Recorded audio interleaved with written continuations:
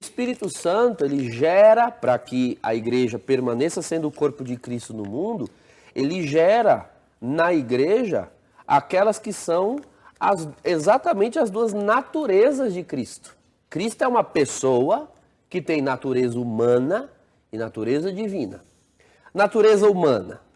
Cristo se encarnou, é visível, palpável, um corpo é uma realidade estável, permanente, dada aos sentidos. Então a igreja também tem um elemento palpável, permanente, estável, que é o que nós chamamos de instituição. A instituição é um dom dado pelo Espírito Santo. Então a igreja, desde o princípio, é o colégio apostólico. Logo depois, nós vemos nos Atos dos Apóstolos, surge a ordem dos diáconos, inspirado pelo Espírito Santo, está ali em Atos dos Apóstolos, você vê o contexto.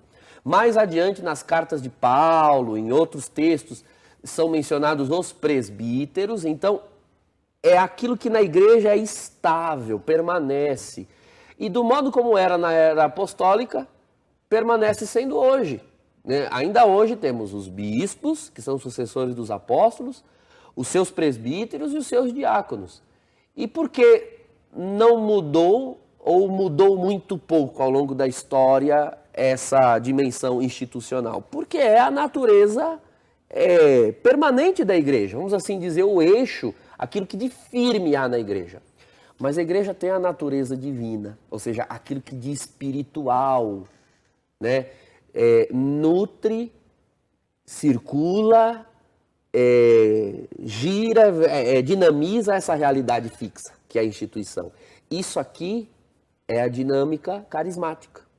Dons, graça, virtude, poder de Deus, inspiração. Então, isso aqui é a via espiritual, é a via da graça, na qual nós temos um dinamismo carismático. Então, desde o início da igreja, nós tínhamos as manifestações carismáticas de todas as ordens, desde as mais simples, como o dom de línguas, glossolalia, até as manifestações mais complexas do próprio dom de línguas, como além da glossolalia, que é o dom de oração, ou até de profecia em línguas estranhas, há também a chamada xenoglossia, o dom que alguns cristãos na missão recebiam do Espírito Santo de falar uma língua estrangeira, sem nunca ter estudado aquilo, mas já é um dom de línguas na ordem dos milagres, a junção de dois carismas, línguas com milagres.